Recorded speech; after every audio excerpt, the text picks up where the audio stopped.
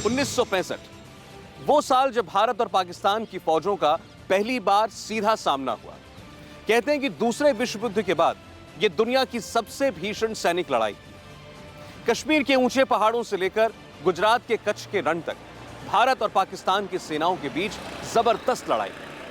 और 1965 की इसी जंग ने वो बुनियाद रखी जो आने वाले बरसों के लिए भारतीय सेना के शौर्य और पराक्रम के हिसाब से मील का पत्थर साबित हुई। मैदान जंग में महज 3 साल के अंतराल के बाद एक हारी हुई, बिखरी हुई, टूटी हुई भारतीय फौज थी। दूसरी तरफ एक ऐसी पाकिस्तानी सेना थी जिसने 17 वर्षों से हिंदुस्तान की मुट्ठी से कश्मीर छीनने का ख्वाब बुना था। 1965 की जंग की यही असलियत थी। पाकिस्तानी फौज पूरी प्लानिंग और बेहतर सैनिक साजो सामान से लैस थी और भारतीय सेना 1962 में चीन के हाथों मिली हार से उबरने की कोशिश में थी। फिर भी 1965 में पाकिस्तान ने भारत पर युद्ध थोपा और नियति का यही विधान युद्ध के मैदान में भारतीय फौज के अदम्य साहस, हिम्मत और हौसले का गवाह बना।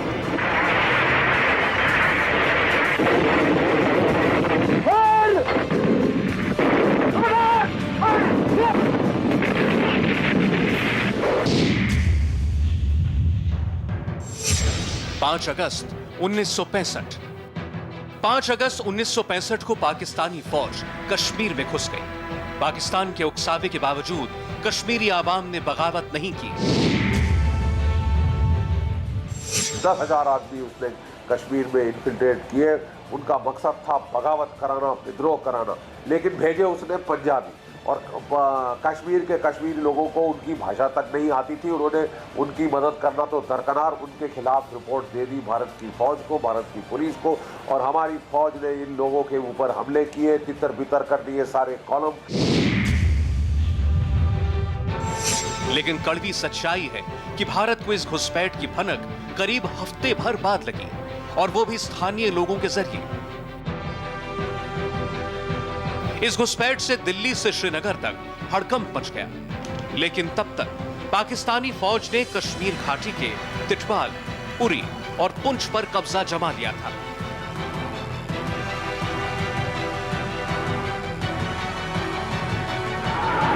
अब भारतीय सेना ने मोर्चा खोला।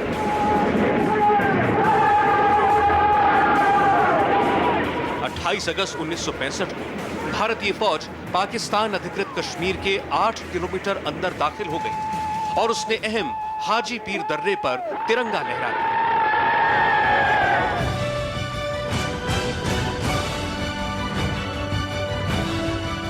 हाजी पीर अहम रणनीतिक पॉइंट था जिस पर कब्जे का मतलब था भारतीय फौज पीओके के मुजफ्फराबाद पर भी कब्जा कर सकती थी। भारतीय फौज के इस पराक्रम से पाकिस्तानी सेना में हड़कंप मच गया और उसने नई रणनीति के साथ भारत को जोरदार जवाब देना शुरू किया।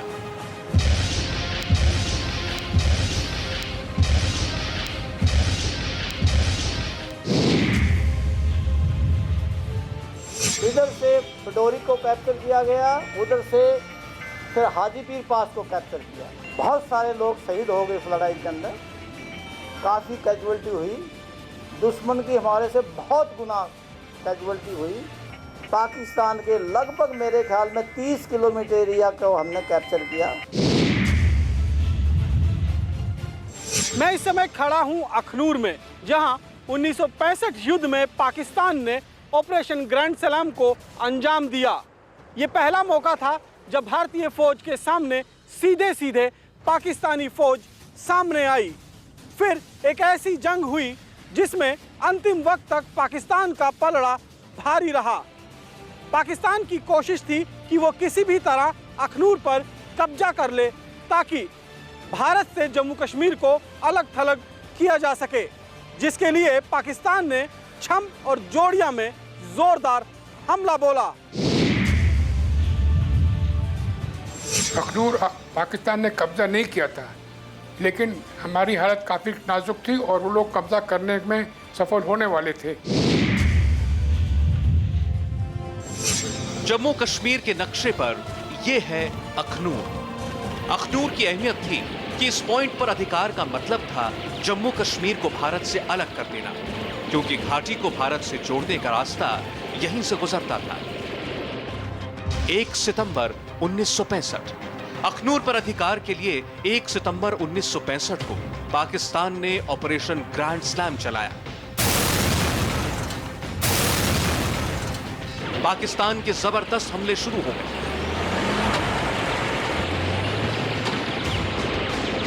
इन हमलों का मकसद था कश्मीर में भारतीय सेना की रसद और दूसरी जरूरी सप्लाई को बंद करना।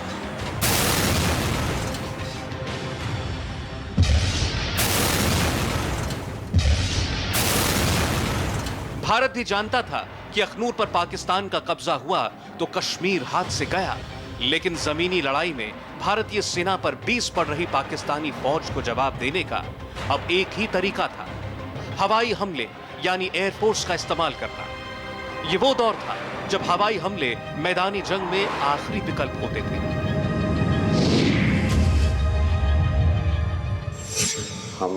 हम आदमपुर में थे और वहाँ एक डिमांड का आर्मी से डिमांड आया कि हम पाकिस्तान के वायुसेना हमारे पर हमला कर रहे हैं, उसका टैंक का लड़ाई हो रहा है, वो सब दबा के रखा हुआ है और आवश्यकता है कि हम एयरफोर्स लेके उसका टैंक पर हमला किया। 3 बजे ब्रीफिंग हुआ आदमपुर में, उसके बाद 4 बजे 4:30 बजे टेक ऑफ का प्रबंध किया था। हाथ से फिसलते अखनूर पर जल्द फैसला लेना था। दिल्ली से हरी झंडी मिलते ही एयरफोर्स के 45वीं स्क्वाड्रन के 4 लड़ाकू विमानों के 3 दस्ते पाकिस्तानी ठिकानों और टैंकों पर टूट पड़े।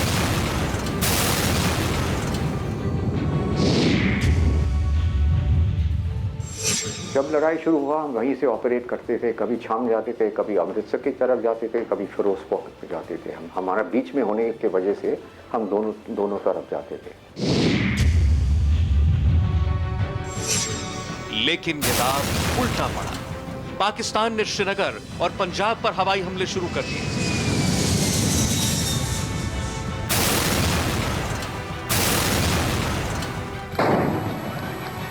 कश्मीर भारत के हाथ से फिसलने लगा।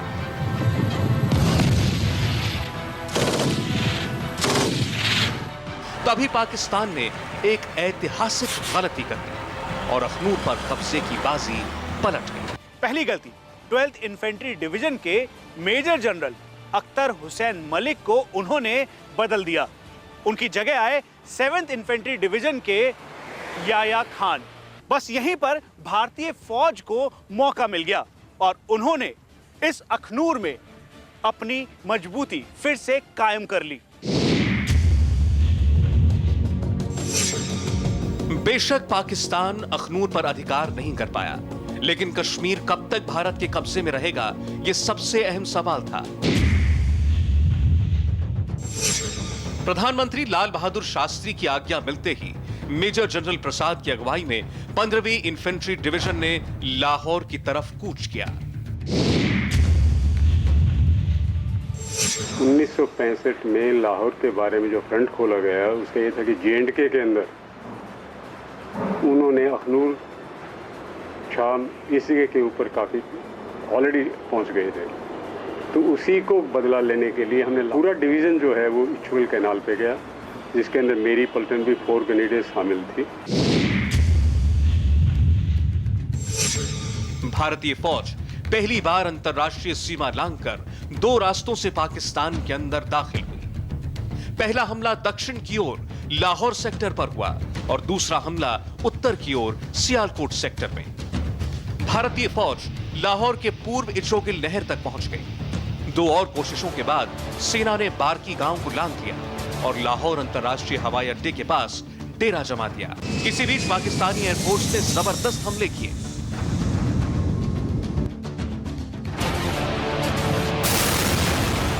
इस अफरा तफरी में फौज के कमांडरों को पता ही नहीं चला कि सेना की मुट्ठी में लाहौर आ चुका है।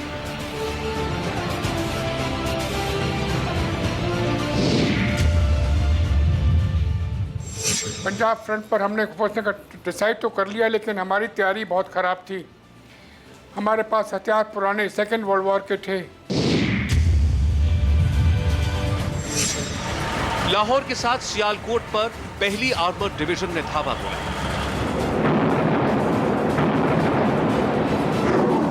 इस डिवीजन को पाकिस्तान के चाविंडा में पाकिस्तानी फौज की आर्मर्ड डिवीजन ने रोककर पीछे लौटने पर मजबूर कर दिया।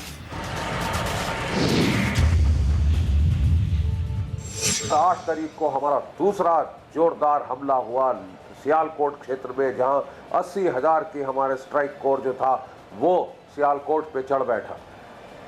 इतना दबाव पड़ा पाकिस्तान को कि जो भी उसने सेनाएं भेजी थी छम अखनूर में जम्मू कश्मीर को भारत से काटने के लिए, उनको उल्टे पांव वापस आना पड़ा और अपनी ही जान बचाने के लिए सियालकोट और लाहौर की लड़ाई में वो बुरी तरह से वो फंस गए। यह है भारत और पाकिस्तान के बीच अटारी बॉर्डर। यह एक इंटरनेशनल बाउंड्री है। जब से भारत और पाकिस्तान बना तब से भारतीय फौज ने कभी भी इस इंटरनेशनल बाउंड्री को पार नहीं किया, लेकिन 1965 की जंग में भारतीय फौज ने इस सरहद को पार किया और लाहौर की तरफ कूच किया। लाहौर तक भारतीय फौज का पहुंचना पाकिस्तान के लिए बड़ी शर्म बनकर सामने आया।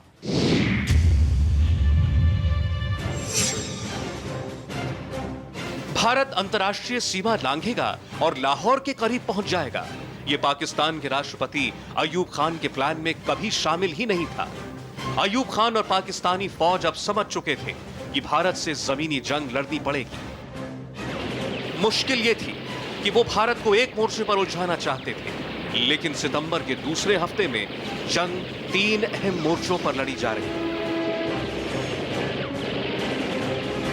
लाहौर, सियालकोट और कश्मीर। कश्मीर में पाकिस्तान मजबूत स्थिति में था, लेकिन लाहौर पर करीब करीब कब्जा कर चुकी भारतीय सेना अनिर्णय, अस्पष्ट लक्ष्य और रणनीति के अभाव का शिकार हो गई। पाकिस्तान ने भी भारत के वार का बदला पलटवार से करने की रणनीति अख्तियार कर ली। लाहौर और सियालकोट पर हमले से पाकिस्तान बौखलाया तो उसने 7 सितंबर 1965 को स्पेशल सर्विस ग्रुप के 135 कमांडोज को भारत के हलवारा, पठानकोट और आदमपुर एयरबेस पर उतार दिया। पाकिस्तान को इस दुस्साहस की बड़ी कीमत चुकानी पड़ी।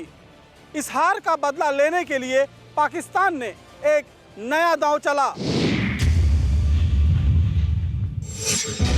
8 सितंबर 1965 लाहौर और सियालकोट पर हमले से तिल मिलाए पाकिस्तान ने भारत को जवाब देने के लिए ऑपरेशन वाइंड अप शुरू किया।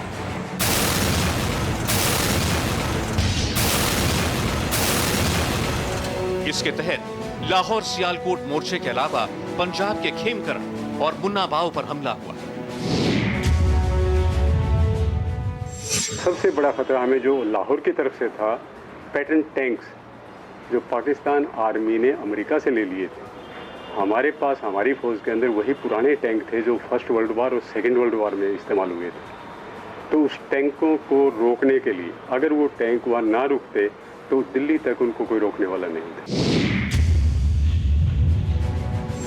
पाकिस्तान की चाल थी पंजाब में रावी नदी को पार कर अमृतसर पर कब्जा करना। इसके लिए पाकिस्तान की एक आर्मर्ड डिवीजन ने अमेरिकी पैटर्न टैंक के साथ पंजाब की भारतीय सीमा की तरफ रुख किया। हमारे सीनियर ऑफिसर्स जो सेकेंड वर्ल्ड वॉर में हिस्सा ले चुके थे वो भी कहते थे ऐसा गोलाबारी हमने कभी नहीं देखा। ओले की तरह गोले बरस रहे थे, धुड़ुम धुड़ुम धुड़ुम, जमीन हिल रही थी। और मैं उस वक़्त एक खुली ट्रेंच में बैठा हुआ था। तो हमारे दो पलटन हमने भेजी थी, वो दोनों की दोनों भाग गई दुश्मन के प्रेशर में। कमांड एंड कंट्रोल ख़त्म हो गया, जवान दाएं बाएं भागने लगे। 1965 की जंग में खेमकरण और मुन्ना बाव पर पाकिस्तान का कब्जा हो गया।